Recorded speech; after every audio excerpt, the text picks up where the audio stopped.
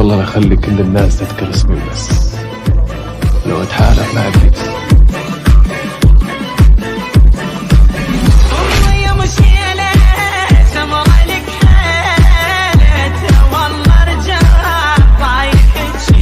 يعني أنا منذ الصباح أتكلم يا سيدي وأعرف ما الفاضل، الذي مش ده أقوله. موضوعي، مش ده موضوعي. لا انت ده مش طالع، موضوعنا، انت لا ده انت ما قلتش موضوعنا اي يا حاجه سامي. مفيده يا استاذ امين. لا ما تقول قلت حاجه حاجة مفيده. مفيدة. شوف ده موضوعنا بالأساس. لماذا؟ لأنك قبل قليل قلت استاذ بأن ما امين، انت أعرف عايز انت به انت, انت عايز العادة. تشغب. استاذ امين، انا بحترمك، انت عايز تشغب وخلاص، مش عايز تتكلم، مش إذا عايز كنت تقول. تريد أن تشغب علي، شوف إذا كنت تريد أن تشغب انا ما علي. بشغبش، انت اللي بتشغب يا استاذ امين. يا استاذ امين، طيب اسمعني. انا لا بكلم الناس كده ولا بعامل الناس كده ولا احب حد يعاملني كده. قول لي يا عم ده طيب معناها كذا كذا، وادي طيب وده معناه كذا، والدليل شوف لحظة على الصدق واحدة. هو كذا. أستاذ أمين لو طيب هل تسمح لي بس، أنهيت يا أستاذ هل أحمد، اسمح لي، أستاذ اسمح لي أمين يا أخي دي لحظة محمد، اسمح. أقل من 10 ثواني. ما إيه رأيك يا أستاذ أحمد تكمل من كتاب ابن تيمية كده بعد التعريف اللي أنت قلته ده بيقول إيه؟ ابن تيمية نفسه كمل كده أنت النص. يعني تعريف انهي واحد؟ في النص اللي أنت قريته من شوية ده كمل. اللي هو بتاع اللي هو نسبي. كمل أن العادة أمر إضافي فقد اعتاد قوم ما لم يعتده غيرهم. كمل واقرأ السطر اللي بعديه قلت أو الكلام ده، السطرين اللي قلت بعديهم. قلت قلت السطرين كلهم، قلت كل سطور، قلت لا أو لا احدهما والاخر.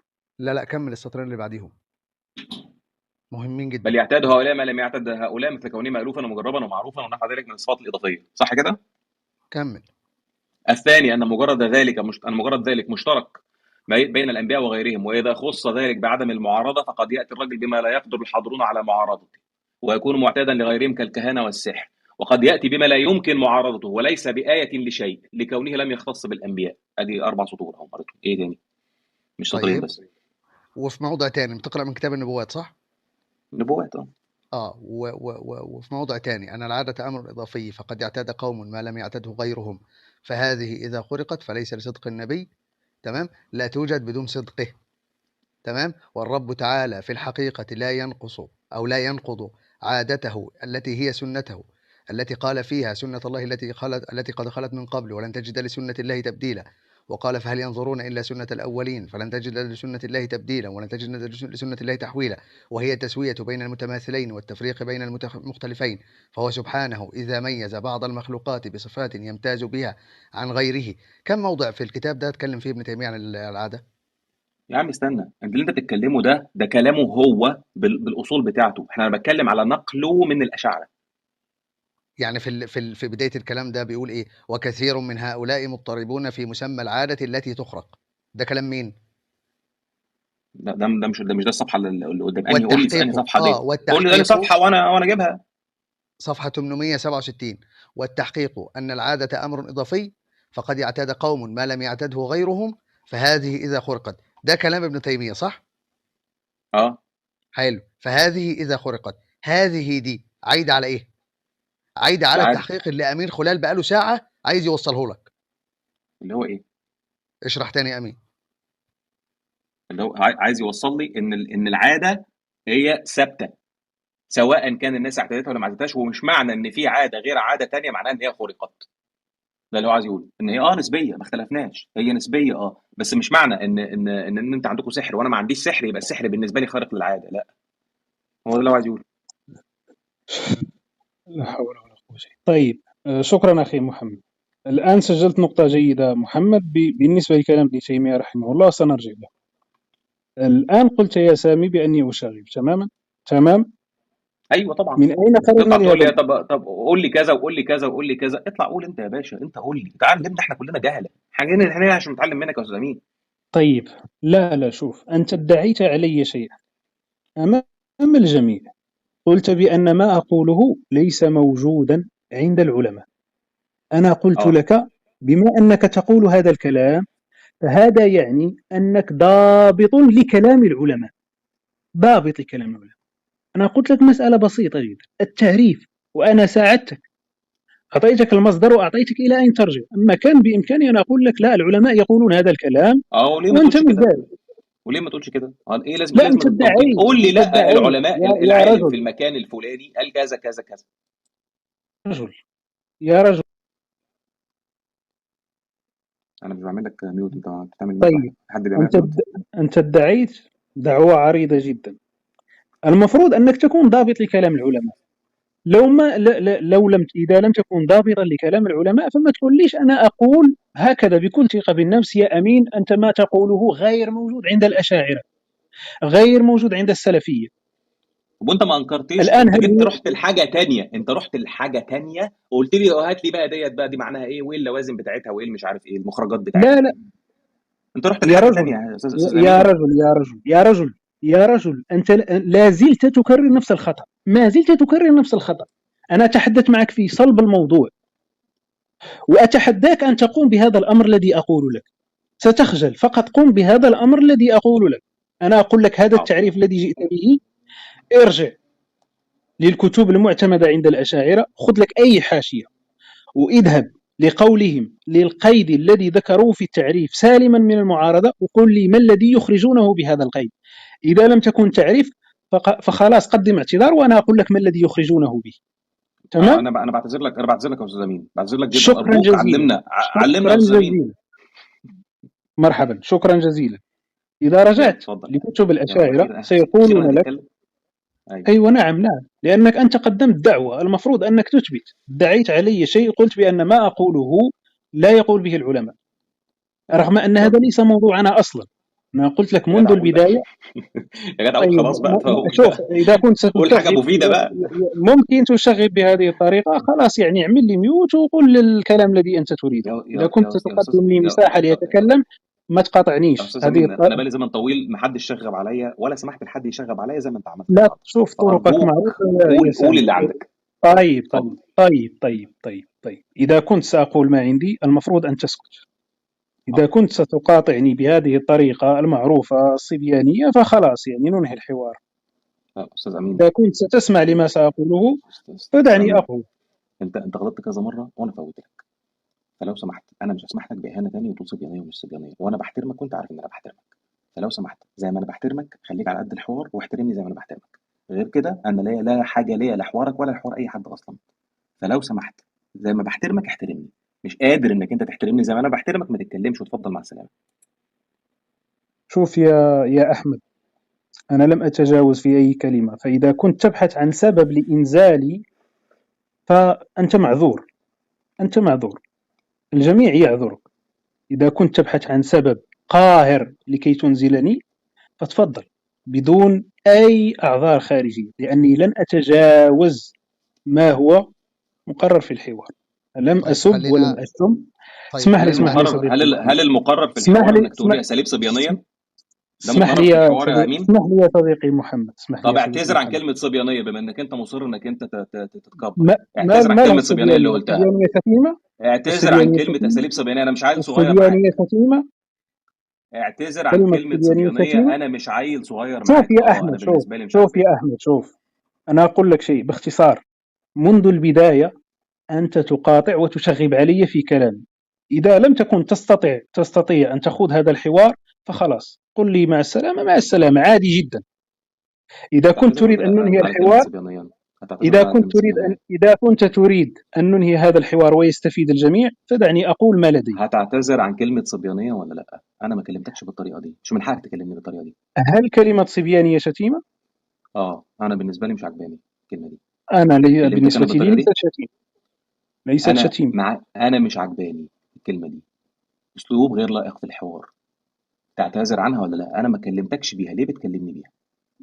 شوف يا أحمد، أنا كل كلامك مش عاجبني، هذه مسألة نسبية، لكن هل كل هي كلامي شتيمة اللي أم مش ليست عاجبك شتيمة ما هذا موضوع كانش آخر. فيه شخصنه. كل كلامي اللي شوف مش يا عاجبك ما كانش سامي، فيه أنا شخصنه لم ضدك. أشخصن، أنا لم لا أشخصن، أنا شخصنت. أقول بأن هي هناك صبيانيه دي أساليب. كلمه موضوعيه؟ لما تقول لواحد اساليب صبيانيه دي كلمه نعم موضوعيه؟ عادي، عادي نعم جدا، لأن هناك أساليب صحية في النقاش لاخر وأساليب مره، صبيانية. هتعتذر عنها ولا لا؟ طب يا سامي شوف، طب إذا ثواني يا كنت شباب، تريد طب ثواني يا أي أستاذ عذر أمين، ثواني، طب لتخرج من ثواني يا أستاذ الحوار أمين، فقل لي، طب أنا لا أريد أن ثواني أكمل الحوار باختصار. ثواني يا أستاذ لا انا أمين، طبعا انا لا حاجه ليك في ثواني يا حوارك سامي، طبعا اصلا يعني. طب يا سامي ثواني يا سامي، لو ثواني يا شباب لو سمحت. يا أستاذ أمين، سامي مش قابل الكلمة، حابب تكمل الحوار، ممكن تفوتها وتقول خلاص سحبتها ونمشي النقاش اللي عايز تكمله. الموضوع مش مستاهل يعني، وهو خلاص مش هينفع يكمل النقاش كده، مصمم عليها يعني خلاص حضرتك ممكن تنزل من نفسك ويعني وكفى الله مؤمن طيب شر قتال. طيب يا سيدي ما شوف. سهل أنا ان انا اطلع مع اي طيب عند اي طيب عند اي حد واشتمه واقول له لو مش قادر تكمل الحوار وانا بشتمك يبقى انت بتهرب وظرف قاهر والكلام ده. ايه الشغل ده؟ طيب يا سيدي. طيب شوف، الكلمة هذه بالنسبة لي هي توصيف، لكن لو أنت شايفها سبة أنا بسحبها. ممكن نكمل الحوار؟ شكرا طيب ليك يا قبلت استاذ امين. الاعتذار، اتفضل. جميل جدا. الآن عندي طلب بسيط لو سمحت. تمام؟ أنا سأتكلم بدون مقاطعة رجاء، وبدون أي تشغيب من أحدنا على الآخر. إذا كنت تريد أن تتكلم سأقفل المايك وتكلم. متفقين؟ اتفضل، انا سابق بتتكلم. طيب ثواني بس يا طيب استاذ امين قبل شكرا ما جزيلا. تكمل بعد اذنك يا شباب الناس اللي تحت، انا هفتح الشات، انا عمال امسح الاهانات لاي حد فوق بمسحها، بس لو فتحت الشات تاني وحد كتب اي حاجه بتهين الناس اللي فوق عايز تعلق على النقاش علق، اي اهانه هتترد في ساعتها، مش هستنى على حد تاني عشان انا عينيا وجعتني مش هقعد اجري وراك انا. طيب شكرا. سأعود إلى النقطة التي أوقفني فيها أحمد سامي. أحمد سامي قال بأن تعريفي أو بأن شرحي لمفهوم خرق العادة غير موجود في كتب العلماء. يعني هو ادعى علي دعوة كبيرة جدا. هذه الدعوة هو صاحبها المفروض أن يثبتها. أنا تنزلت وقلت له بأن اذكر لي تعريف المعجزة. تعريف المعجزة قال هو كذا وكذا. فأنا قلت له مسألة بسيطة جدا. خذ كلمة سالما من المعارضة، خذ هذه الكلمة هذا القيد واذهب للكتب المقررة عند القوم وقل لي ما الذي يخرجونه بهذا القيد، ما الذي يخرجه الأشاعرة بهذا القيد. إذا لم تستطع أن تقوم بهذا العمل أو لم تكن تعرف، لأنك عندما تقول بأن كلامي لا ينطبق على تعريف الأشاعرة المفروض أن تكون هاضم لكلام الأشاعرة، لكن الكلام موجود عندك في التعريف الذي أتيت به أصلا. قيود التعريف فيها نفس الكلام الذي أقوله منذ الصباح. فإذا لم تكن تعرف ما الذي ما هو الأمر الموجود عند القوم، ما هي القيود، ما هي الاحترازات، ما هي يعني مقاصد كلامهم، ليس المفروض منذ البداية أن تتهمني بهذا الاتهام بهذا الدعوة وأن تقول لي بأني أتكلم بشيء غريب وليس موجودا عند العلماء، علما أن هذا كله خارج الموضوع. فطيب، اختصارا للموضوع وحتى يكون الحوار مفيد، أنا سأختصر عليك الطريق. الأشاعرة عندما يتحدثون عن تعريف المعجزة ويقولون بأن تكون سالمة من المعارضة، يذهب عدد منهم إلى هذا القيد فيخرج به السحر، ويقولون بأن السحر لا يدخل في هذا التعريف. لماذا؟ لأنه معتاد عند من يمارسه بأسبابه، لأنه معتاد عند من يمارسه بأسبابه.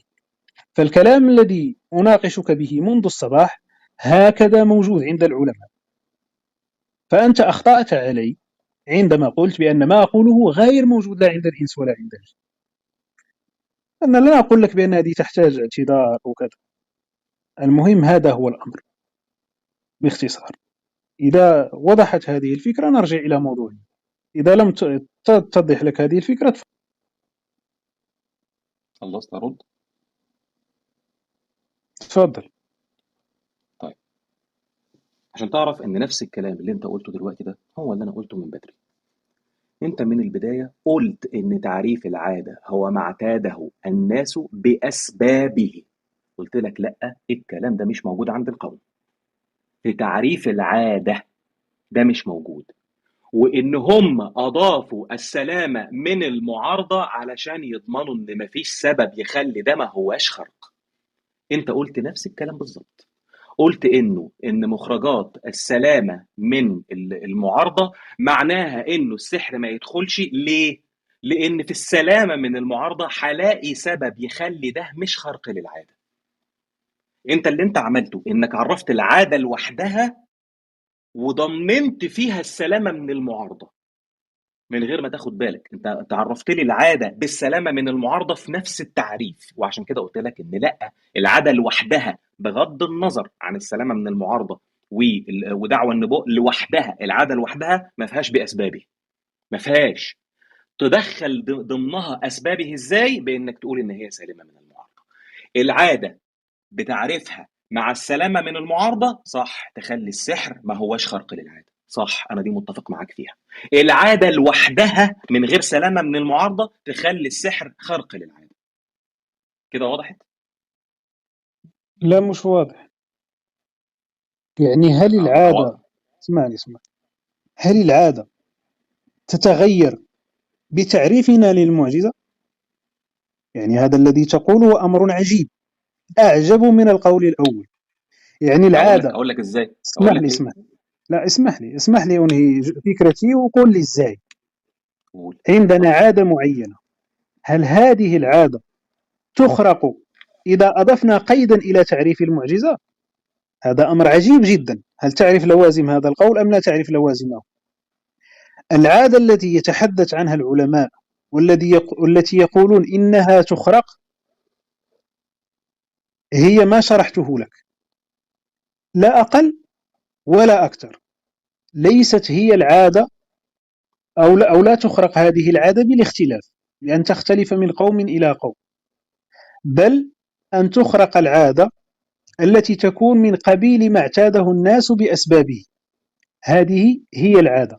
طبقها على تعريف المعجزة، طبقها على خرق العادة، طبقها على أي شيء، ستصل إلى نفس النتيجة. هذا هو الأمر.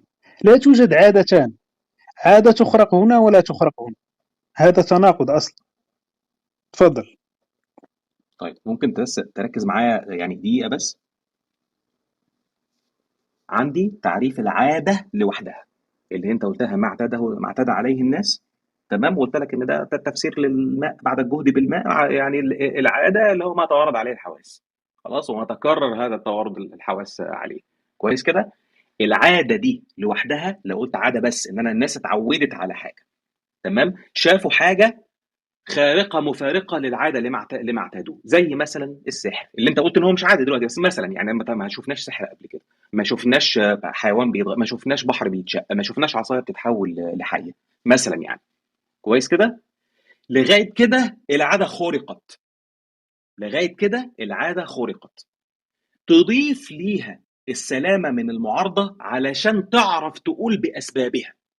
السلامه من المعارضه هنا معناها تخلي العاده مع السلامه من المعارضه ان هي لا تخرق الا بالاسباب، هي دي فكره السلامه من المعارضه.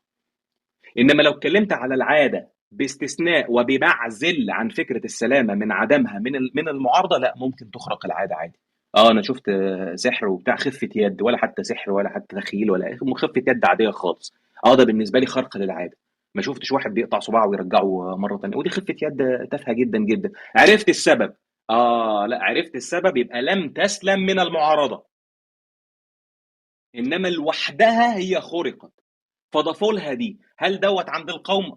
عند المعتزله مش لازم السلامه من المعارضه، عند المعتزله فقط خرق العاده، لا يجرى الا على يد الانبياء. اللي ضاف السلامه للمعارضه الاشاعره، عشان اللي حضرتك قلته دلوقتي، علشان فكره ان لو طلع لها سبب، طلع في سبب وراها، لا، يبقى ما طلعتش خرق للعاده ولا حاجه. طب ما طلعش في سبب وراها، يبقى سلمت من المعارضه، يبقى ساعتها لا، يبقى ليها شأن تاني، اللي هي بقى لو اقترنت بدعوى النبوه تبقى معجزه، تبقى اسمها معجز. احنا على فكره بنقول نفس الكلام، انت بس اللي مش واخد بالك. ركز فيها كده، هتلاقينا احنا بنقول نفس الكلام.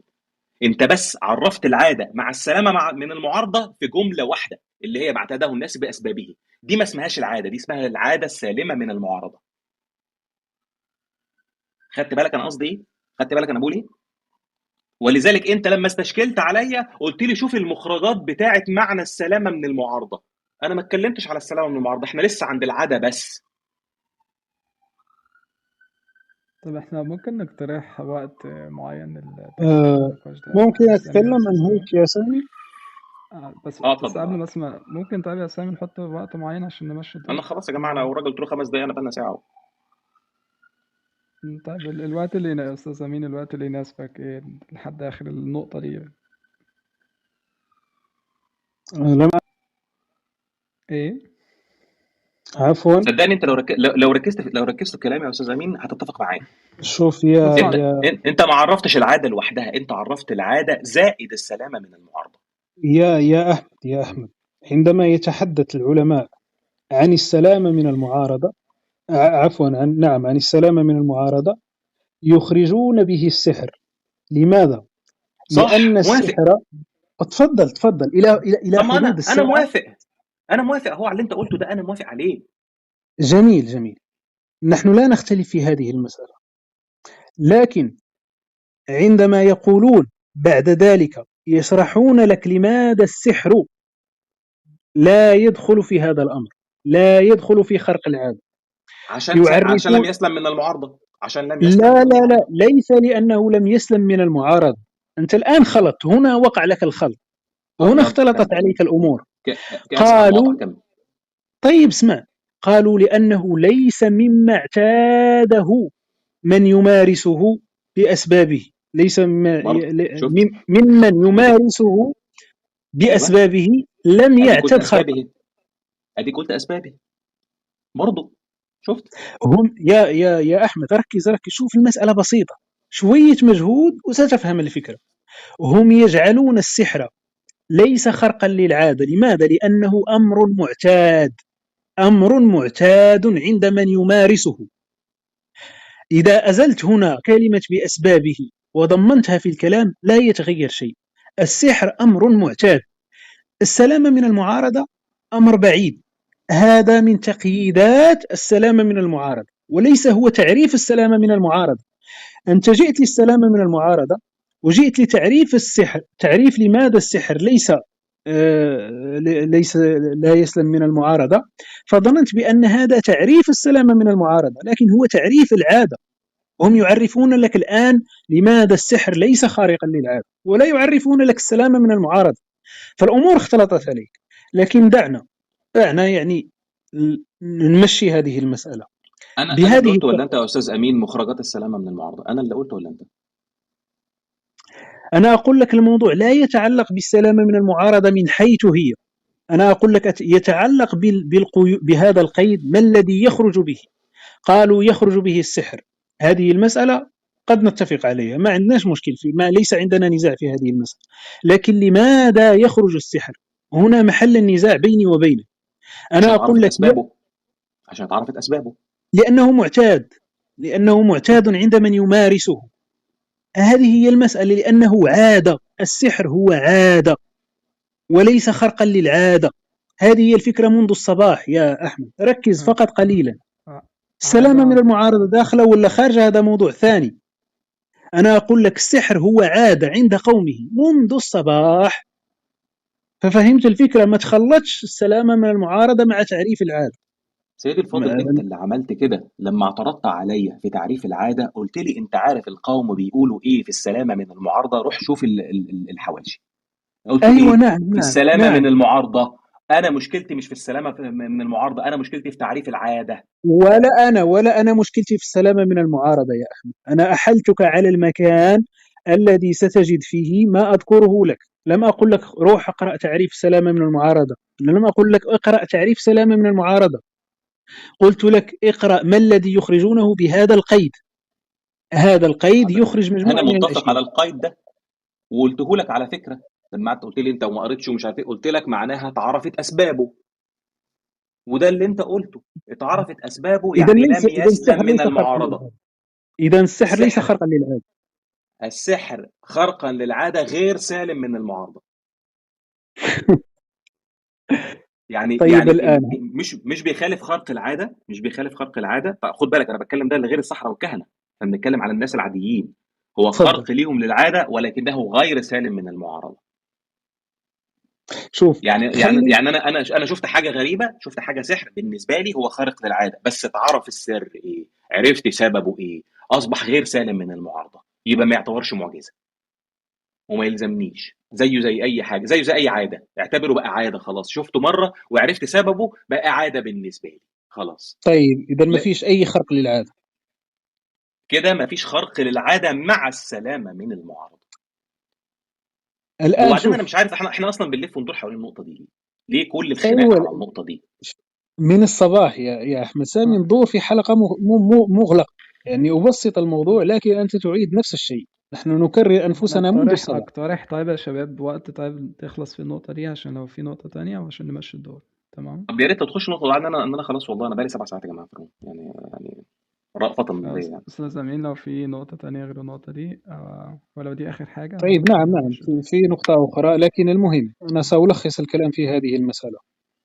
مسألة السحر هي مسألة مختلفة عن مسألة المعجزة. السحر ليس خرقا للعادة. لماذا؟ لأن مفهوم العادة كما هو كما شرحته لا ينطبق على السحر، لأن السحر أمر معتاد وليس فيه أي خرق للعادة، معتاد عند من يمارسه بأسبابه. هذا تلخيص للموضوع. ولا نقصد بخرق العادة اختلاف العادة. أكرر هذه المسألة جيدا، قد تكون العادات مختلفة، لكن هل فيها خرق أم ليس فيها خرق هذا موضوع آخر. هذا خلاصة كلامي. إذا كان عندك تعقيب يا أحمد أو تنازع في مسألة من هذه المسائل نناقش، إذا أردت نمر للنقطة الموالية ما عندي مشكلة. والله يعني انا كانت كل اشكاليتي في يعني هو السؤال الاصلاني بتاع انه ازاي عرفت في الاخر، وبرضه كل الكلام ده مبني على الاصل بتاع الروم اللي اتكلمنا فيها على مباني الاشاعره. ازاي عرفت انه ضروري كده يبقى صادق من غير ما انت تخالف كده الاصل انت بتاعك؟ كده كأنه ولا في اي حاجة اتقالت. كلام الاستاذ امين كله مفاده ان العادة دي مش مرجحة، اي عيل صغير يركبها.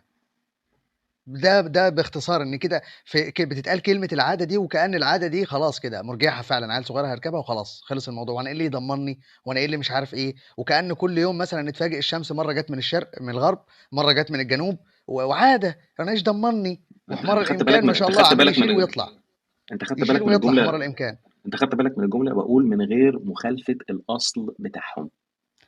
يا عمي هو انت يا استاذ احمد سامي الله يرضى عليك، هو يا جماعه ما ينفعش نتمترس بكلام حد مبني على نفس الاصل الكبير الكلي اللي الكل متفقين عليه، ونيجي احنا نقعد ايه؟ انا معلش يعني مش عايز اقول كلمه تتفهم غلط، بس دي انا بشوفها بصراحه ايه يعني. يابا ما هو انت لو القصه اغلط عندك ان اغلط انت رايك اغلط يا منتقد مغترب، لكلامك. اغلط يا يا مغترب، انت عم متعود يا مغترب اغلط. طب برضه ممكن متعود. مساء طيب انا الخير هقول الاول، الكلمه اللي مساء ما الخير يا رضيتش اقولها شباب، بقى. سلام انا بشوف دي بصراحه زفلطه من الاخر. تمام. الله طب يسامحك، الله يا يسامحك. هلا، السلام عليكم. معلش يا كهرباء دقيقه وعليكم واحده بس، السلام. خلينا عامل اتفضل ايه يا يا استاذ سامي، ايه شريف اتفضل. اخبارك؟ يا بقى شيخنا ليه بس عامل ايه مش يا عارف جميل، انا ايه ليه اخبارك؟ بس من هقول ليه لك مش عارف هقول لك التعريف؟ اسعد. هقول لك مساء الخير حيا الله جميعا. استاذنا شريف. حبيبي الله يكرمك، استاذ احمد، يا استاذ استاذ احمد احمد ربنا. الله يحفظك. يا استاذ احمد ما تدينا لا دقيقه خلاص في حد هيك، كنت هقول كلمه وحضرتك بس كمل واخلص مع والله. استاذنا شريف لانه هو اولى لا بالتقديم. عفوا لا لا لا عفوا. لا لا ده لا دقيقتين لا اتنين خالص، بالظبط لا خالص وحضرتك خالص، يبقى لا الوقت ليك الله عفوا يعزك. اتفضل صح. انا بس اسلم على الناس كلها، على رضا وعلى فيلو وعلى كهربا وعلى مريخي واستاذ احمد واخونا استاذ امين، وانا بس كنت ومغترب طبعا، انا كنت طالع بس افك الاشتباك انا عاوز بس في دوري دقيقتين وبعد لا كده. لا تعامل يا اخي، تفضل استاذ شايف، اتفضل يا حبيبي.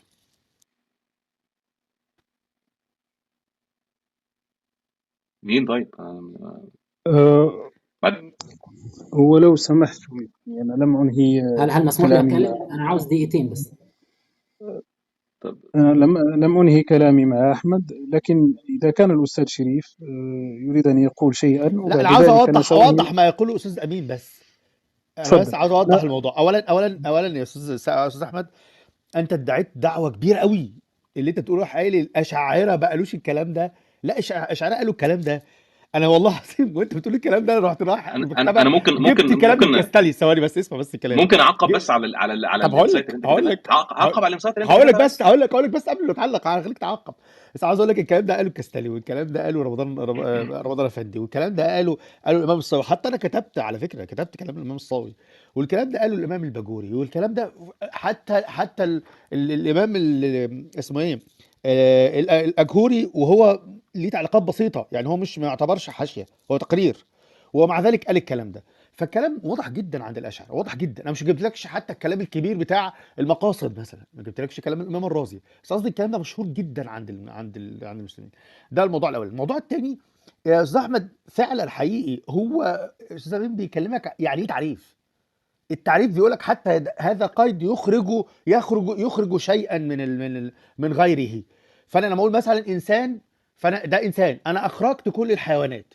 لما اقول انسان اسود انا اخرجت كل الناس البيض وكل الناس اللي هم الامحويين انسان يعني ابيض اسود يعني، لكن مش مفلفل الشعر. انا طلعت كلمه مفلفل الشعر دي، انا طلعت كل الناس اللي شعرهم ناعم لو كانوا حتى سمر. انت فاهم قصدي؟ فمعنى كلمه قيد، فانا كنت بكلمك انت القضيه كلها اللي التعريف كان فيه ازمه، فحضرتك مش فاهم. وهو بيقول لك كلام، بيقول لك هذا قيد ماذا اخرج، انت مش فاهم يعني ايه ماذا اخرج، مش عارف يعني طب ايه قيد. فانا اثبت لك استغربت ان احنا جدا بنقول نفس يعني. الكلام، اثبت فاهم لك بس ان قصدي؟ احنا بنقول نفس لا لا الكلام. لا لا بقول لك النقطتين دول تحديدا، فكلام هقول الاشاعره لك هقول لك بس بس ماشي هقول لك لا لا ماشي. الكلام الباقي هقول لك بقى متفق معاك فيه. يعني طيب بص اللي هتقوله اللي قلته 4-5 مرات متفق معاك فيه، اللي انت اقتربت من كلام امين. كلام امين اكثر ضبطا، طب انما كلامك انا اديني فهمته. اديني ثانيه فرصه عشان بس، اثبت انت لك ان خدت احنا بالك؟ الثلاثه بنقول نفس الكلام، عشان اثبت لك لا ان لا احنا مش الثلاثه بنقول احنا نفس التلاته الكلام بنقول نفس والله. الكلام، لا لا انا بتكلم نقطتين متحددين. هذا طب اديني الكلام فرصه. قاله الاشاعره، ثواني، ما قاله استاذ امين قاله الاشاعره، كل الاشاعره تقريبا واحد، فادعائك ده كانش صحيح. الامر الثاني انك لم تكن تفهم ما معنى قيد الذي يخرج فقط. شكرا طيب جزيلا. ولحد أستاذ اديني شريف، فرصه بس والله يا أستاذ شريف أنا يا استاذ تعبت امين. أنا يا استاذ سأعطيك امين الكلمة يا أستاذ أحمد. ممكن مش متشكر انك عندي تديني الكلمه تعليق يعني. شوف طب انا احنا عايز ضيوف يا يا أستاذ استاذ أحمد، احنا امين. ضيوف عندكم، لا هو احمد فخلونا جميل في النقاش يعني. بصراحه احمد سامي بيدي مساحه للناس تتناقش حقيقي فعلا يعني، هو فير جدا في الموضوع ده. اتفضل. فشكرا يا أستاذ أحمد، فقط يعني نحن ضيوف واعطونا مساحة وكذا. أنا أريد أن أحيي الأستاذ شريف، وأريد أن أقول له بأني تعبت. يعني هذه أمور أساسية. أنا لا أعرف، أستاذ أحمد يقول بأننا لا نختلف، لكن منذ الصباح نكرر نفس الشيء. أنا تعبت منذ الصباح يعني. فلما أقول لك مثل ما شرح الأستاذ شريف قيد، ما معنى قيد؟ عندما يقولون مثلا أن سالما من المعارضة هو قيد، يخرجون لك أشياء، تلك الأشياء التي يخرجونها ليست تعريفا للسلامة من المعارضة. هو يقول لك يخرجون السحر ليس تعريفا للسلامة من المعارضة. لماذا يخرجون السحر؟ قال لك يا سيدي أنه معتاد عند من يمارسه بأسبابه، وهذا الكلام موجود عند الأشاعرة. هذا التعريف أو انا هذا كاتب نص الصاوي يا شيخ، كاتب نص الصاوي في الانسايتس لو حضرتك عاوز والله معروف يا أستاذ شريف، لكن أستاذ أحمد أتعبنا وضيعنا طيب الوقت يعني في هذه المسائل المعروفة. ادوني فرصه طيب، بس عشان اشرح للاستاذ شريف واقول ليك يا استاذ امين نفس الكلام اللي قلته تاني. لو بس قلته شريف تاني كاتب في هزعل الانسايتس جدا والله طب استنى هزعل بس جدا يا عشان استاذ احمد. انت اصل انت كده معلق كما لو كان اللي حضرتك قلته ده غير اللي انا قلته. لا مش غير اللي انا قلته. انت بتقول ان السحر ونحوه لا يعد معجزه لان من تعلم صنعته قدر على المعارضه. انا قلت ايه غير كده؟ كلمه لا ثواني، انت فاكر انا برد دي على دي يا حبيبي؟ انا بكلمك عن نادي ريال مدريد. تكلمني النهارده قطر اتغلبت يا ابني، انا بكلمك في موضوع تاني يا عم احمد. انا بكلمك في قصه تانيه، موضوع بسيط. حضرتك قلت اسمع بس العباره بدقتها. حضرتك قلت كلام استاذ امين ده كلامه ليس موجود عند الاشاعره. ايوه اللي هو ايه؟ انا بقى ثواني اللي موضوع هو ايه الاسباب، بس؟ القدره على الفعل والمعارضه. القدره لا بمعنى تعريف هفهمك العاده. يعني لا ثواني. تعريف القدره اللي هو العاده باسبابه كلمه باسبابه اللي قالها استاذ. دي موجوده. اسمع بس، ايوه بقدره يعني اسبابه انه يستطيع ان يقتدر بها، يفعل بها يعني بهذه شريف الاسباب. اسمع بس شريف الله مني، يخليك اسمع بس مني ركز بس الحته دي. معايا. انا هركز والله. تعريف العاده. لا ما بتكلمش على دي بس سيدنا. خلاص اسمع بس خلاص اتفقنا. لا ما بتكلمش على دي. هقول لك اهو، وانا تاخد الكلمه وتمشي. رحت يا عم انما الكلام باخره ليس بوسطه. خليني اخلص الجمله ونقطه وبعد كده يرد عليا. طيب ماشي. بص يا سيدي، انا بتكلم على ايه؟ انا بتكلم على النقطه دي. هل لما قال استاذ امين باسبابه موجوده عند الاشاعره؟ ايوه. يعني ايه اللفظ ده موجود؟ لانك حضرتك بمنتهى البساطه ادعيت وقلت اللي استاذ امين ده رايك يا استاذ امين، والكلام ده مش عند الاشاعره. فين الكلام؟ فراح قال لك معنى كلمه، وقال لك عاوز تدور عليها، راح قال لك مناط القضيه هي فين، دور عليها في انهي باب. فقال لك في الحته بتاعت سالمه من المعارضه انها قيد، فاخرجوا الشعبذه واخرجوا فعل الحواه واخرجوا السحر. ليه؟ لأنه مقتدر عليه عند أصحابه، ده لفظ. لأنه بأسبابه يعرفونه، ده لفظ. لأنه معروف عند أهله، ده لفظ. الثلاثة يؤولوا إلى أن الأشاعرة قالوا ما قالوا أستاذ أمين، إذن كلام استاذ احمد سامي باطل. شكرا. طيب او انا هقول للمره السادسه اللي انا قلته مره تانية. انا عايز تعريف العاده لوحدها بدون قيد السلامه من المعارضه. تعريفها ايه؟ انت جميل هو يا سامي اصلا هذه بجد، انت اصلا جميل. مغالطه. لا والله العظيم بجد انت ليه جميل. مغالطه؟ في ليه حاجه مغالطه؟ اسمها ليه؟ تعريف بلا قيود يا فندم، أيوة. ده قيد جوه التعريف حبيبي. لو يعني نعيد يعني ايه انت قيد عايز تاني يا رب؟ نعيد يا تاني يا شيخ استاذ شريف، احمد. ما تسمعني يا انت استاذ احمد متعصب ليه؟ شويه. طيب انت لا متعصب مش ليه متعصب، لا النهارده؟ صوتي انت عارف صوت عالي. لا لا لا دقيقه استاذ حاشاك. شريف، لا يا استاذ استاذ شريف، احمد بعد استاذ اذنك، انت شريف، عارف ان انا صوتي استاذ عالي شريف. مش بتعصب. لا لا عشان بس ما تفهمش كلام غلط. اعوذ بالله، لا لا ما تعصبش عليك. انا يعني بالعكس بتناقش معاك انما انت عارف الصوت عالي اصلا. بس انا عاوز اقول لك الكلمه دي بلوى يا استاذ احمد، حاشاك ان تقع في مثلها. ليه؟ لما تيجي تقول لي انا بعرف، ما انا حكيت لك المثل. انا عاوز اوصف محمد صلاح، عاوز اعرفه. هقول لك محمد صلاح انسان خرج الحيوانات. محمد صلاح لعيب كوره خرج كل لعيبه السله. محمد صلاح ده مصري خرج كل لعيبه الكوره، بس مش اللي في الارجنتين. لما اقول لك محمد صلاح ده رقم 10 خرج كل الناس رقم 9 ورقم 1 ورقم 2. لما اقول لك محمد صلاح دوت اللي كان في المقاولين خرج كل الناس اللي كانوا بيلعبوا قبل كده في اي حته تانية. محمد صلاح ده اللي موجود في ليفربول، بس خلص الكلام. فانت لما تيجي تقول لي اللي عرف لي بلا قيد، ايه اللي انت بتقوله ده؟ انت بتقول ايه؟ عرف لي العاده. انت بتقول ايه؟ يعني ايه عاده؟ القيد هو من اساسيات وجزئيات التعريف. يعني عاوز عايز تقول تقول لي لي عرف بلا تعريف، انت عارف كده بص ده معناه؟ فحاشاك بص ان تقع في هذا الموقع. يعني عايز تقول لي فالقيد ان تعريف العاده بالضروره سليمه من يا فندم المعارضه. انت لا يولع العاده يا دلوقتي سامي، بقى. يا سامي، يا استاذ تولع شريف، العاده خلاص، احنا بنتكلم في استاذ التعريف يا فندم شريف، منطقيا. استاذ شريف، فكك من استاذ العاده شريف، بقى، احنا بنتكلم في التعريف. هو استاذ انا شريف بقول كلام غريب يا اخوانا. انا يا حاسس ان سامي، في يا سامي، حاجه، يعني في حاجه غلط فيا انت انا. بتقول طيب كلام يا جماعه متناقض، انت بتقول كلام بلوى انا والله ساشرح لك، العظيم. ساشرح. معليش يا استاذ شريف، شوف انا حاسس ان شرحت. في حاجه غلط والله يا اخوانا. انا جدا ساشرح يا لك اخوانا يا سامي. بلوى. تعريف انت بتقول العاده. بلوى يا استاذ، انت بتقول لا كلام تعريف بلوى، بلوى. مالش العاده. علاقه، ما مالش هي علاقه العاده؟ يا سامي، يا سامي، اسمعني دقيقه يا بس. سامي، ما احنا اقترحنا وقت يا سامي، عشان كده احنا كده في النقطة دي كده بقالنا ساعة ونص. اللي انا طيب سامحني يا كهرباء، ثانيه بس اخر ثانيه بس. محاوله، اخر ايه محاوله مع احمد سامي. انا شرحت 20 مره وطلع الاستاذ شريف ووضح باكثر، احمد سامي يعيد نفس الشيء. نحن لا نتحدث عن العاده، نتحدث عن خرق العاده. ما هي قيود خرق العاده؟ طب مش تعرف لي ياتي العاده الاول عشان نعرف خرقها ايه؟ مش تعرف لي العاده العاده، الاول؟ انا قلت لك ما هي العاده. طيب يا سيدي، ايوه اللي هي مشي ايه؟ التعريف. شوف، ايوه مشي اللي هي ايه؟ التعريف اللي هي ايه؟ التي لا عرفها لي مشي. تاني، وشيخ ما شريف لا ياكد على شوف، كلامك او لا يعدله. انا اسمعني، انا ساعرفها لك.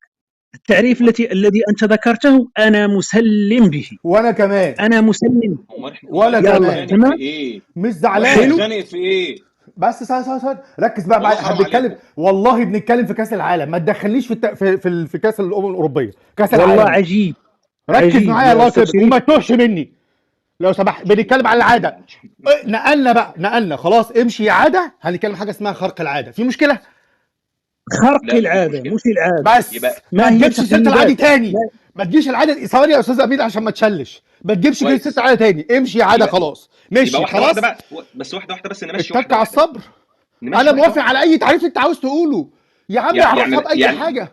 طيب يعني العاده بيطير معتاد في عليه السماء الناس. يا عم، مش يا زعلان. شيخ شريف لو سمحت بس استنى بس يا شيخ شريف.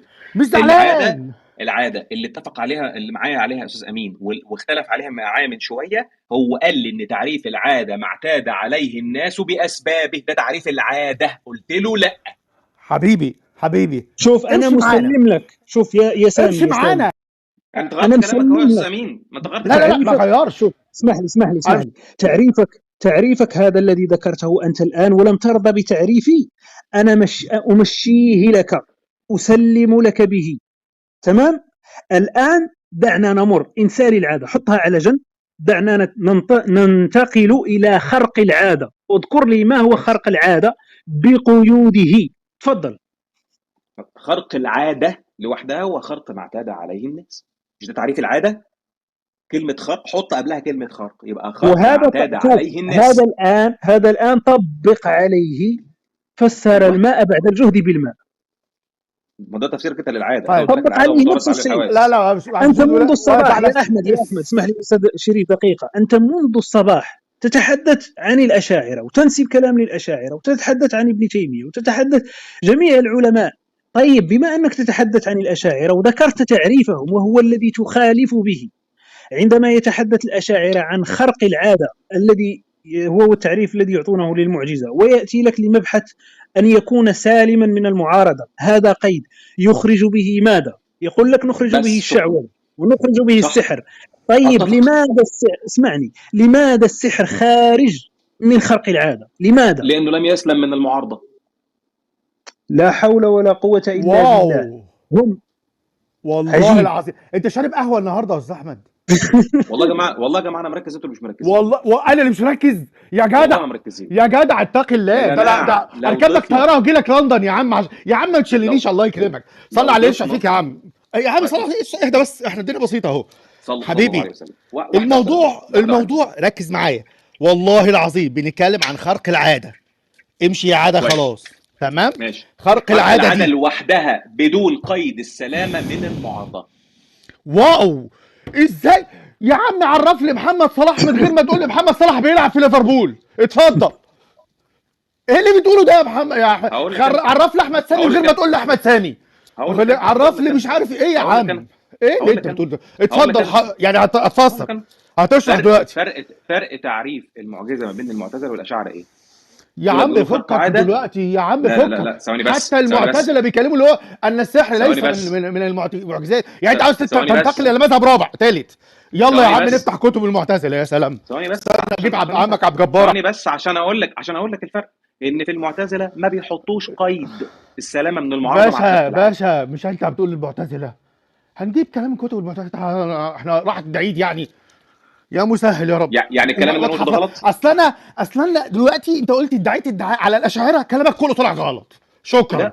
غلط. مفيش حد قال اللي انت بتقوله ده. بالعكس ايه انت بتوح. اللي انا قلته ان الاشاعره وانتوا يا جماعه اسمح لي يا سامي، انتوا متحمسين قوي كده يا اخوان. لا مش انا اقول لك ضافوا قيدين. الاشاعره ضافوا قيدين، السلامه من المعارضه. لا ليس قيدين. الاشاعره عندهم عده قيود. شوف يا سامي، انا صعدت 8 قيود يا فندم. وعجيب الشخص منذ الصباح يا أحمد سامي أنت تنسب للأشاعرة ما أزيدك من الشعر بيتا. وأنا لهذا صعدت أساسا. أنت قلت بأن الشرط الوحيد عند الأشاعرة لإثبات نبوة النبي هو المعجزة، وهذه أصلا جهل آخر كبير بمذهب الأشاعرة. الأشاعرة عندهم قولان في المسألة، هذا فقط هو قول واحد صحيح هو القول المشهور، لكن المسألة فيها قولان.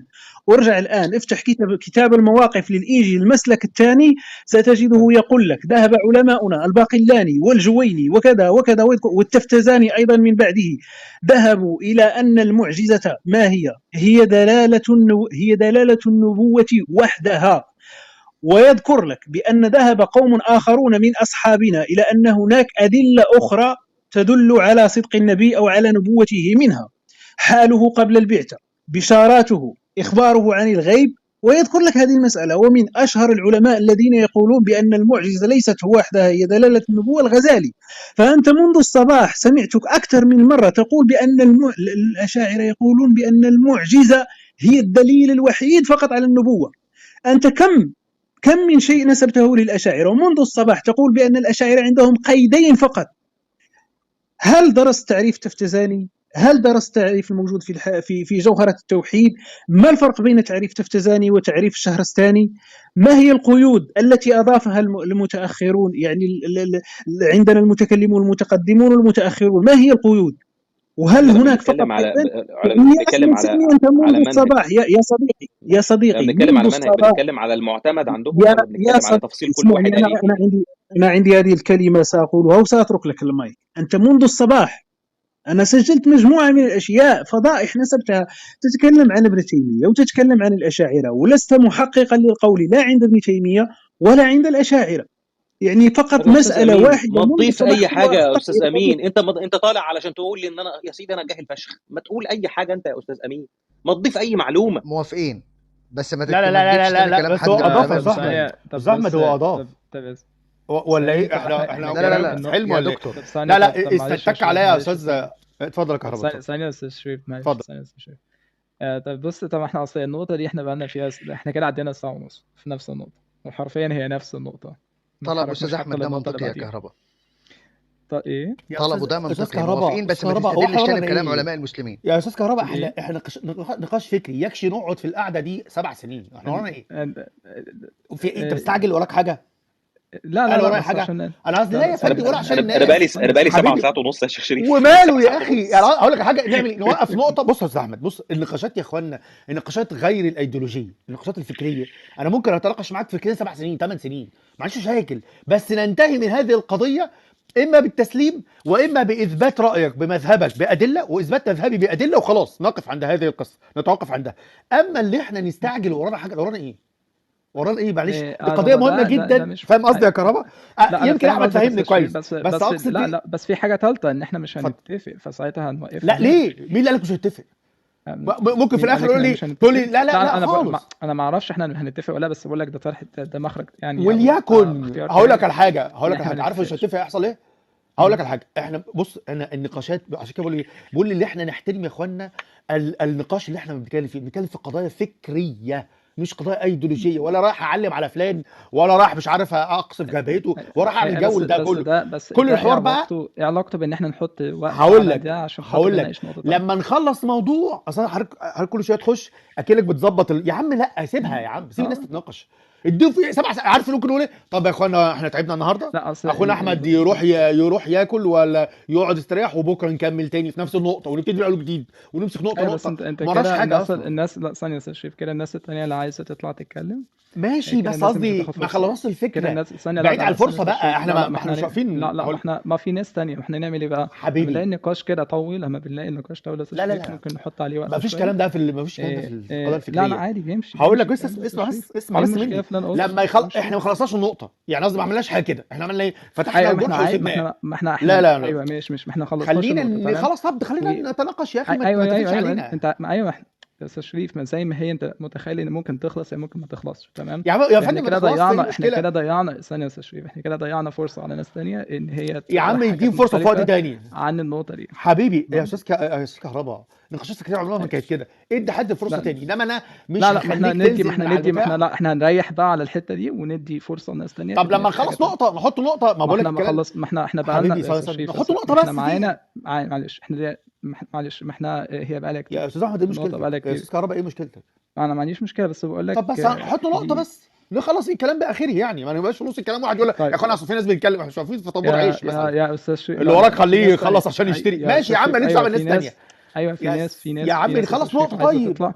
حبيبي، ايوه ما هي نحط النقطه، نقطه. ما هي بص ما هي انت بتقول تخلص على اساس ان انت بتفترض ان هي هتخلص، تمام، بس بقول لك ممكن ما تخلصش، مش فعلى اساس مهم، كده هنحط بس وقت. نخلص الكلام لا اللي لا عندي. مهم عشان الناس، بص مهم مش عشان تفرق. الناس، في ناس مهم عشان الناس اللي عايزه تتكلم في حاجات مش تانية هتفرق نتكلم فيها، والله. زي المرجعيه الاخلاقيه مثلا، زي وجود اله، في حاجات تانية برضو.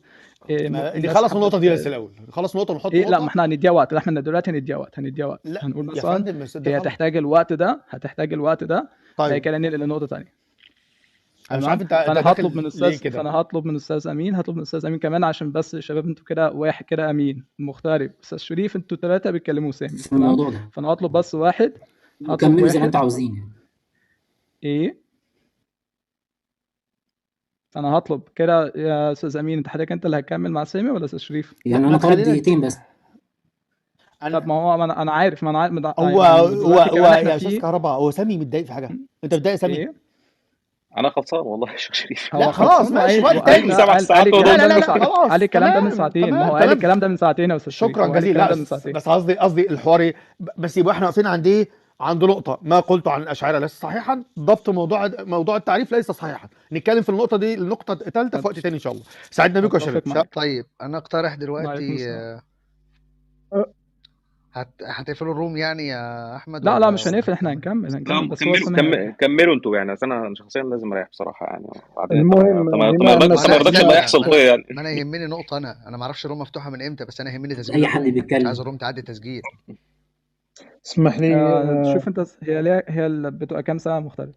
مش عارف بالظبط كام ساعة. 12 هي بقى لها 7 ساعات ونص دلوقتي يا اخوانا. ف 12 ساعة فقشطة، معانا اظبطوها بقى ونص كمان كده طيب شوف، إذا كان أحمد سامي يعني قد حان وقته لن يواصل الحوار، فأنا سأقول الكلمة الأخيرة التي لو سمحت صعدت يا من استاذ اجلها كهرباء، انا وصلت. عايز اعلق، الله يحفظك يا استاذ كهرباء بعد اذنك. طيب ممكن. طب ثانية سوري، طب ثانية أستاذ أحمد، أستاذ أمين أنت معاك دقيقة هتختم، وبعد كده أستاذ أحمد شامي، أحمد الشامي. طيب أنا صعدت لأني عندما دخلت إلى هذه الروم وجدت الأستاذ أحمد سامي يقول كلام ينسب كلاما للأشاعرة وينسب كلاما لابن تيمية. هذا الكلام الذي ينسبه فيه قصور، أحيانا ينسبه وهو غير موجود أصلا، أحيانا لا ينسبه بشكل غير دقيق. منها مثلا ما سمعته يقوله أن الدليل الوحيد عند الأشاعرة على النبوة هو المعجزة، لكن هذا ليس هو الدليل الوحيد، هذا الدليل المعتمد والدليل الأشهر. توجد أقوال أخرى في المذهب، توجد أقوال أخرى في المذهب ومنقولة ومعروفة عند العلماء. المسألة الثانية التي سمعتها، المهم سمعت مجموعة من الأشياء أنا أقول لكم الآن ما أتذكره، فصعدت أردت أن أحادث أو أن أتكلم مع أحمد سامي في هذه المسألة، لأن الشخص الذي يقول هذا الكلام المفروض أنه ضابط لهذا المذهب. يعني لو سألت الآن أنا أحمد سامي عن سؤال بسيط جدا، ما هو الفرق بين السنوسي واليوسي في باب النبوات؟ إذا أجابني أقسم بالله العظيم قولا لازما لا أحنث فيه أني سأغادر كلوب هاوس إلى الأبد، أن يجيبني الآن وليس مضطرا للإجابة، لكن إذا أجابني أقسم بالله أن أغادر الكلوب هاوس إلى الأبد ولن أخوض في حوار. السنوسي واليوسي شارح السنوسي والمحشي عليه. ما الفرق بين السنوسي واليوسي في باب النبوات يا سيدي؟ طيب ما هو الفرق بينهم؟ هذا مذهب كبير، فيه الباقلاني، فيه الأشعري، فيه الرازي، فيه الجويني، فيه ابن تيمية. أصلا تراث شيخ الإسلام تراث كبير جدا، لا يمكن أن نختزله في مبحث واحد، بل ينسب للأشاعرة كلاما من خلال نقل ابن تيمية رحمه الله. هذه الطريقة في النقاش طريقة غير صحيحة وطريقة غير سديدة. مثلا من الأمور التي ذكرها أحمد سامي يقول لك الأشاعرة عندهم قيدان فقط، هذا ليس موجودا حتى في التعريف العتيق الذي سكه الباقلاني، يعني هو الذي اشتهر كثيرا، لكن الأشاعرة نقحوا، زادوا، أضافوا قيود، أجابوا على اعتراضات. مجموعة من الاعتراضات التي ذكرت أجاب عنها الأشاعرة، بل المتون المعتمدة المقررة عندهم تم تحرير هذه المسائل بدقة. هذا كله كنت أريد أن أخوض فيه مع أحمد سامي، لكن توقفنا في نقطة واحدة هي مسألة السحر والمعجزة. لماذا؟ لأننا بدأنا نكرر أنفسنا ونشرح ما هو مشروح. أنا منذ البداية كنت أقول الكلام الموجود في كتب العلماء، ومع ذلك لم أشأ أن أخرج عن الموضوع، لكن أحمد سامي هو الذي اتهمني وقال بأن ما أذكره غير موجود إطلاقا، لكن هذا معروف ومشهور جدا في التعريف. يعني من قيود التعريف أنهم عندما يأتون مثلا لقيد أن يكون سالما من المعارضة يذكرون لك السحر، وعندما يذكرون السحر يشرحون لماذا لا يدخل في إطار خرق العادة، لا يعرفون لك معنى سالما المعارضة، فيقول لك بأن السحر لا يدخل في خرق العادة. لماذا؟ لأنه من المعتاد، هو أصلا عادة، لا يمكن أن يكون عادة وخرق للعادة، سنقع في تناقض. بمجرد أن يقول لك المحشي أو الشارح بأن السحر معتاد، أزل أنت بأسبابه، أزل بقدرة، أزل أي شيء. عندما يقول لك السحر معتاد تناقض كلمة خرق للعادة، فخلاص يعني السحر معتاد عند من يمارسه عند قومه إلى آخره. فالمسألة معروفة أصلا ومشهورة وليست حتى من قبيل الخفاء. هذه هي رسالتي باختصار. كان بودي أن نتجاوز أن نناقش هذه المسائل ونتجاوزها لنناقش الموضوع أصلا. هو أحمد سامي خليك أنت أصلا من ابن تيمية، من الأشاعرة، من الماتريدية، هذو علماءنا رحمهم الله، نحن نعرف كلامهم ونعرف إلى أين يقود، ولا واحد منهم ينقض دليل المعجزة، هم فقط عندهم تفصيلات. لكن أنا أريد أن أسمعك أنت يا أحمد، ما هو اعتراضك على دلالة النبوة من طريق المعجزة؟ إذا عندك طرح تفضل اطرحه ونطرحه ونتشارك ونتحاور ونتناقش في هذه المسألة. هذا ما لدي، شكرا لكم على هذه المساحة وشكرا للجميع. كهرباء معلش انا عاوز اقول نص دقيقه لو كهرباء لو تسمح لي. انا عاوز اقول يا ريت نكمل الحوار في الموضوع ده. احنا عندنا 3 عناوين كبيره. عنوان رد الاقوال الى اصحابها، وانا بزود حاجات كتير. انا هزود كلام الامام الجويني نفسه في البرهان على كلامه في الشامل مثلا. عشان بس نقول اللي الكلام ده غير الكلام ده، هو نفسه ذاته الجويني. فعشان كده نتكلم على عزو الاقوال الى اصحابها. وكمان شيخ الاسلام ابن تيميه، لانه اتكلم في نفس الكتاب في 3-4 مواضع عن موضوع المعجزه. الامر الثاني اللي عاوزين نتكلم فيه ايه اعتراضك اللي يكون حتى لو كان المعجزه فقط هو دلاله النبوه، ولم يكن البشارات، ولم يكن الارهاصات التي حصلت للنبي صلى الله عليه وسلم، ولم يكن تصديقه للغيب، ولم يكن كلامه عن المستقبل. تمام. ايه الاعتراض الحقيقي؟ الامر الثالث، ايه المشكله الاساسيه، الازمه في موضوع العاده وخرق العاده اللي عند استاذ سامي. فاحنا عندنا 3 مواضيع، يا ريت نضبطها في وقت ويبقى الكلام واضح. يعني بنتكلم في ده، جبت الكلام ده منين؟ او في المقابل كلمني انت، ايه اعتراضك انت الفعلي على هذا الموضوع؟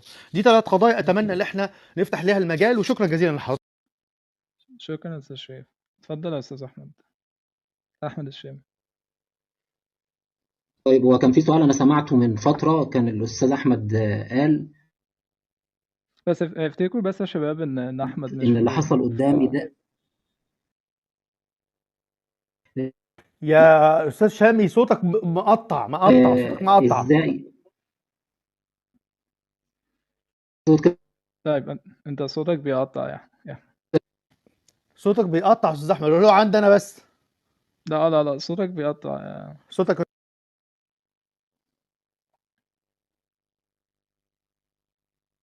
طيب ازيك يا ياسر؟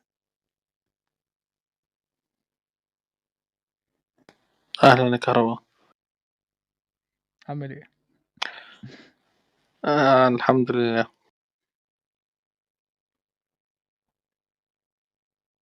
انا كنت انا قفلت الهاند ريز عشان الصراحه ما كنتش اعرف النقاش ده هيكمل لحد انا امتى. صوتي كده مسموع؟ صوتك كده مسموع يا شامي. اتفضل يا استاذ شامي، اتفضل. بس انا شامي بيتكلم اصلا بس صوته بطل مسموع. بص، انت الصوت لو الصوت عندك بيقطع انزل. الصوت بيقطع. اطلع وادخل يعني انت يا شامي. بنسمعك جمله بعد كده صوتك بيروح، بعد كده نسمعك تاني، خلاص بعد كده خلاص. صوتك بيروح. لا احنا عاوزينك يعني اتفضل، بس قصدي ادخل واطلع تاني يا استاذ.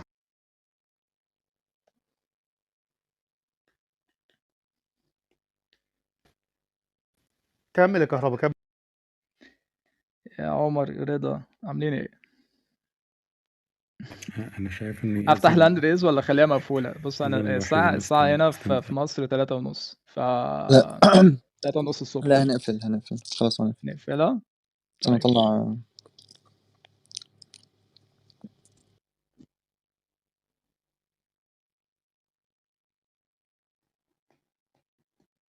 انت هتطلع حد رضا ولا شامي تحت؟ انا شايف يا كهرباء ومحمد يا هيوميين انتوا، انه هذه من الاشياء القليله اللي انا شايف انه هيوم فعلا يعني حسمها، انه فكره القوانين المطلقه هي اللي يستثنى منها استثناء، اما العادات فليست مطلقه. انت قصدك في خارق العاده؟ في العاده يعني تكرار ليس مطلق، كانت مطلق ستصبح قانون ضروري. أظن كل المنهج العلمي قائم على الفكرة دي دلوقتي، يعني ما حدش بينازع فيه. فيلو انت كان عندك تعقيب؟ لا أنا قربت النوم. أنا كنت عايز أسأل أستاذ محمد مغترب لماذا كان عامل لي بلوك؟ أنا متفاجئ لأنه لا أذكر أننا تحدثنا. ايه صحيح، كان في غرفة انت فاتحها وكان بيتكلم فيها معاك شخص عراقي اسمه مهند او ابو معتز، مباشرة وهو بيتكلم معاك على الستيج كده رحت جاي اعمل له طرد من الروم بدون اي سابق انذار، فشفته موقف مش لطيف صراحة وساعتها بلغتك. مستحيل. أما اي حاجة تانية لا. طيب انا هقسم والله العظيم ان اللي قلته ده حصل، تمام؟ والراجل ده انا ما فيش اصلا، انا استغربت انه ازاي ده حصل. أنا مستغرب، أنا بيعرفوني الشباب، أنا أبدا لا أطرد، يعني يمكن ممكن سوء تفاهم، ممكن سوء تفاهم، أو ممكن في مساق، يعني هو كان حوار بيننا قبل يوم وكان شخص كهرباء متطرف لكن يعرفوني الشباب أنا لا أطرد ولا عموما انا يعني شلته يعني عادي، انا شخصيا ما عنديش مشكله معاك، هو ده كان الموقف بس اللي انا فاكره وخلاص، ما عنديش اي مشكله بصراحه. اتفضل. يس. طب يبدو دكتور الشامي يعني مش هيطلع، ممكن تقول لك كهربا كلامك لو عندك مداخلة أو عمر. أنا كتب لي محمد بي اتش إنه ده حصل، وأنا عندي فضول أفهم الموقف، ولو فعلا كان الأمر يستحق الاعتذار أنا بعتذر للشخص، فأشكرك للإشارة أستاذ محمد. أعتقد لا، أنا فاكر إن ده حصل يا عم.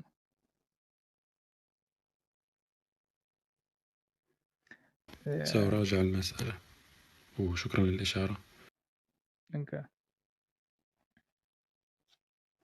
حد على الستيج عايز يقول حاجة يا انت شباب ولا نقفل؟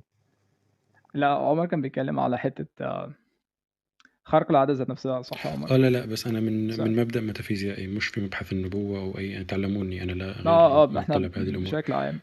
فنقفل الغرفة أحسن. انا بس كان ليا تعليق اوكي. اخير يا اخوانا، عشان خاص بعزو بعزو الاقل لاصحابها. يعني لما نيجي نتكلم على عزو حد في تحديدا في مذهب كبير زي مذهب الاشاعره، كذلك في مذهب المعتزله. عند المعتزله عندهم هذا التقسيم، البصريين مثلا والبغداديين والمتاخرين والجبائين، تأصيل في الكلام، يعني تقسيم.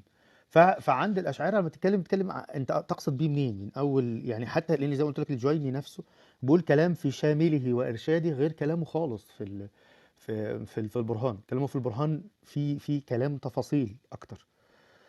ولما تيجي تتكلم مثلا على حتى العلماء بيقسموها لدي المرحله الاولى، اللي من اول حسن الاشعري لغايه ابو الحسن الاشعري لغايه الامام الحرمين في الشامل والارشاد. بعد كده في البرهان في كلام جديد اتقال في المذهب يعني تطوير مهم في المذهب الاشعري. وبعد كده لما تقف عند حدود اخر كلام عند الامام الغزالي وحبه حواشي عليه تفاصيل اكثرها ضائع يعني لمن شرح كلام الامام الغزالي. ثم بعد ذلك يبتدي بقى المرحله ما بعد ذلك، المرحله ايه؟ هل الامدي تبع الغزالي ولا لا؟ ده اختلاف في التحقيب الاشعري. وبعد كده يقولوا طب الامدي، طب واختلافه مع الرازي، طب نبتدي المرحله الثالثه منين؟ فاكثر الناس قالوا في التحقيب على انه نبدا من الامام الرازي، ويرجع بقى بعد كده الايجي والتفتزاني والحواشي اللي جاي عليه. فنبقى عارفين نفس الموضوع لما نيجي نتكلم مثلا على المعتزله تقصد بمين. يعني في كلام كتير جدا قالوا البصريين لم يقوله بعد ذلك لم ياخذ به المعتزله المتاخرين مثلا. في كلام قالوا الجبائيين او الجبائيين لوحده، ابو هاشم مثلا لوحده، الطريقه البهشميه مثلا او المذهب البهشمي في المعتزله، فتعرف انت قصدك ايه بالظبط. وبعد كده تحرر تقول اللي المعتمد عند المعتزله كذا، وتقول بقى الاختلافات اللي جوه، ما يبقاش الكلام على عواهنه هكذا. شكرا لحضراتكم وسعيد بالكلام معاكم.